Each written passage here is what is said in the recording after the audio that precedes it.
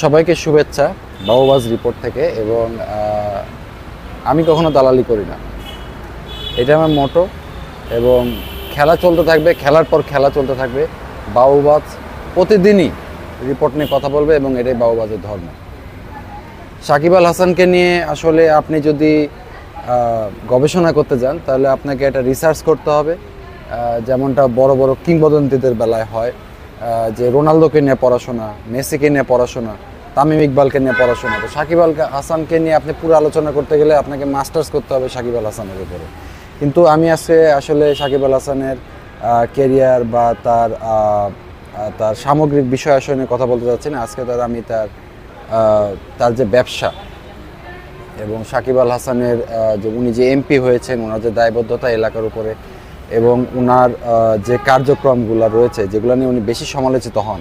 কেন সমালোচিত হন? সাকিব আল হাসানকে নিয়ে কেন এত সমালোচনা করতে হবে? বাংলাদেশে আরও অনেক ব্যক্তি আছে, অনেকে আপনারা সংবাদ মাধ্যমে রেগুলার যারা ফলো করেন আপনারা জানেন কোটি কোটি টাকা লোপাট হয়ে গিয়েছে। এবং আমরা শুনতেছি যে কারো নামে অনেক বাড়ি ঘর, অনেক ব্যাংক ব্যালেন্স।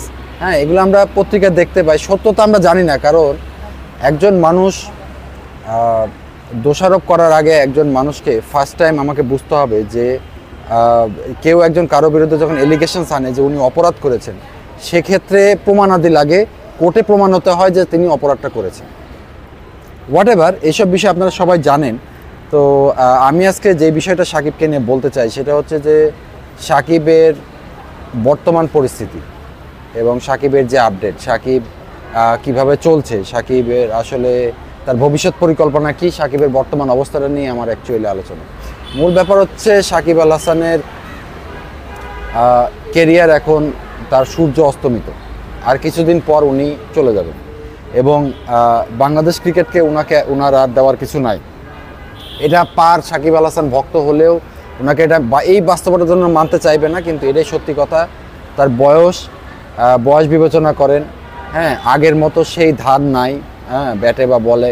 হ্যাঁ, আপনার 6টা ম্যাচ খেললে 2টা ম্যাচ ভালো খেলবে, এটা তো সিম্পল। কারণ ওনার 18-20 বছর 22 বছর ধরে ক্রিকেট খেলে, এটা তো স্বাভাবিক ব্যাপার। হ্যাঁ, যে 6টা ম্যাচ খেলে 2টা ম্যাচ উনি ভালো খেলবে। তাহলে সাকিব এর পরিকল্পনা কি?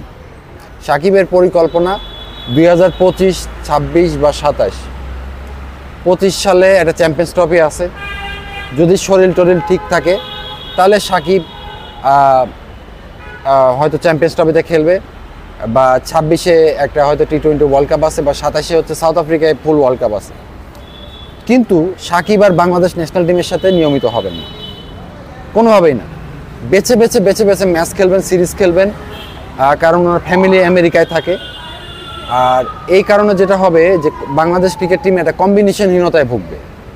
কম্বিনেশনহীনতা মানে কোনো সিরিজে সাকিব থাকবে, আবার কোচ বা স্টাফ বা বাংলাদেশের ক্রিকেটের যে ম্যানেজমেন্ট আছে তারা কখনো সাকিবের ব্যাপারে ডিপেন্ডেবল হতে পারবে না বা ফুল কনফিডেন্ট হতে পারবে না যে সাকিব এই ট্যুরে খেলবেই, এই সফরে সাকিব আসেই, এই সফরে সাকিবকে থাকতেই হবে, এই কনফিডেন্ট কেউ দিতে পারবে না। সাকিব তার বডি ফিজিক বুঝে তিনি খেলবেন। আচ্ছা, এই হলো সাকিবের অবস্থা, যেটা হচ্ছে তিনি হয়তো বিদায় বলবেন গ্যালারি থেকেই, এবং গ্যালারির মানুষ তাকে দেখবে, সাকিব ব্যাট উঁচু করবেন বা হাতে বলটা তুলে ধরবেন, সাকিব রাজকীয়ভাবে বিদায় নেবে রাজার মতো। এবার আসি তার নেগেটিভ পয়েন্টে। নেগেটিভ পয়েন্টটা হচ্ছে যখন আপনি তারকা হয়ে যাবেন বাংলাদেশের মতো রাষ্ট্রে, তখন আপনি দেখবেন আপনাকে প্রভোগ করার জন্য লট অফ মানুষ আপনার আশেপাশে ভিড়ে যাবে। কেউ আসে বুদ্ধি দেবে, এই ব্যবসা করেন, ওই ব্যবসা করেন, এটা করেন, ওটা করেন। তো সাকিব হচ্ছে বাংলাদেশের সবচেয়ে জনপ্রিয় ব্যক্তি, 16 মিলিয়ন ফেসবুক ফলোয়ার। বাংলাদেশে কোনো তারকার বা কারো আজ পর্যন্ত 16 মিলিয়ন ফেসবুক ফলোয়ার নাই, যার কারণে সাকিবকে নিয়ে সবচেয়ে বেশি কথাটা হয় সোশ্যাল সাইটে। তো সমস্যা যেটা হয়েছে, সাকিবকে অনেকে ব্যবসায়িক ভুল বুদ্ধি দিছে, কাঁকড়ার ব্যবসায় ধরা খাইছে, রেস্টুরেন্ট দিয়েছিল এবং রেস্টুরেন্টের ব্যবসাটা নাই। তো সাকিব আল হাসানের এখন যেই ব্যবসাগুলো রয়েছে সেই ব্যবসাগুলোর মধ্যে ওনারা, আপনি জানেন যে কাঁকড়ার ব্যবসাটা একদম ধরাশায়ী পুরোপুরি, ওটা রিস্টার্ট করা কোনোভাবেই সম্ভব না।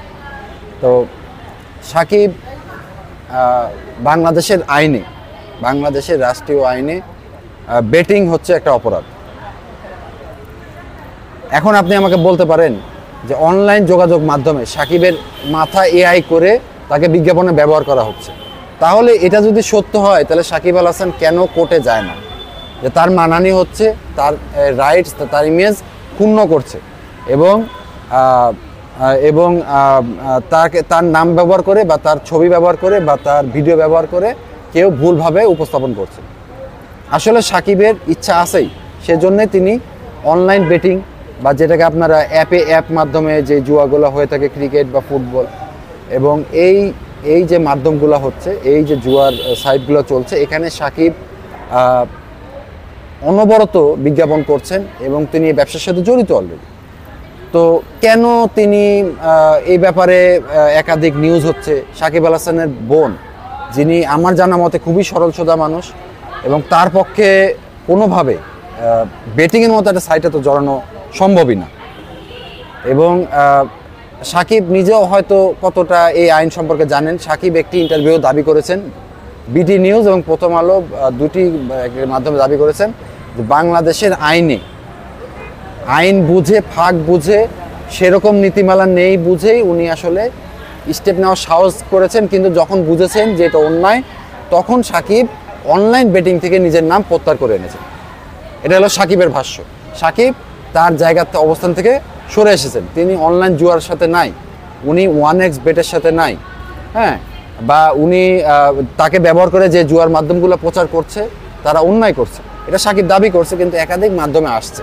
অবশ্য এখানে ধরেন একটা ব্যাপার হতে পারে যে সাকিব কতটুকু ক্রাইম করেছে না করেছে এটা আসলে কোর্টের বিষয়। তাকে নিয়ে নানা মাধ্যমে নানা কথা হয়। ব্যারিস্টার সুমন সাহেব উনি বলেছেন যে সাকিব আল হাসান ক্রিকেট মাঠে সাকিব আল হাসান এক জায়গায়, আর ক্রিকেটের বাইরের সাকিব আল হাসান এক জায়গায়। হ্যাঁ, সাকিব আল হাসানের ক্রিকেটার সাকিব আল হাসান আর মাঠের বাইরের সাকিব আল হাসানকে আপনারা এক করবেন না। এখন সাকিব কতটা অপরাধ করেছে এটা তো আসলে আমি বিচার করার কেউ না, বা আপনি বিচার করার কেউ না। আপনি হয়তো লিখতে পারেন 2 লাইন, বুঝে না বুঝে, জেনে না জেনে। আমিও হয়তো আমার কাছে তথ্য প্রমাণ না, আমি বলে দিলাম একটা ভিডিওতে এসে। তো এটা প্রমাণ করার জন্য তো কোর্ট আছে, হ্যাঁ, আইন সংস্থা, প্রয়োগকারী সংস্থা আছে। তো সেখানে আসলে যাচাই হবে যে আসলেই সাকিব ক্রাইম করে নাই, আসলেই সাকিব ক্রাইম করেছে, আসলেই সাকিব নির্দোষ, আসলেই সাকিব দোষী।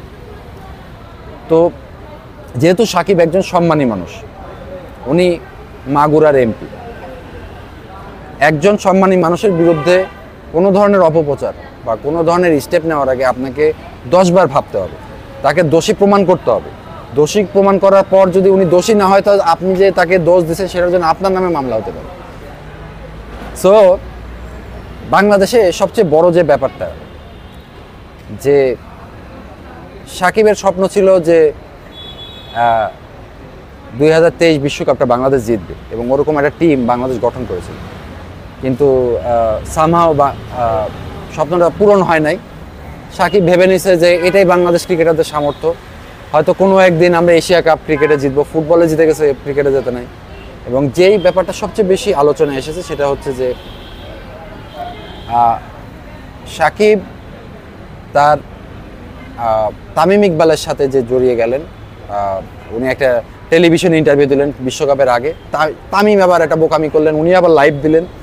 দুজনেরই ভুল আছে, এবং দুজনই এত বছর ক্রিকেট খেলার পর এরকম শিশুতোষ আচরণ করবেন, এটা সবাইকে অবাক করেছে। এবং ওনারা হয়তো সাকিব আর তামিম দুজন বন্ধু ছিলেন, দুজন হাত মিলালেই বিষয়টা মিটে যেত।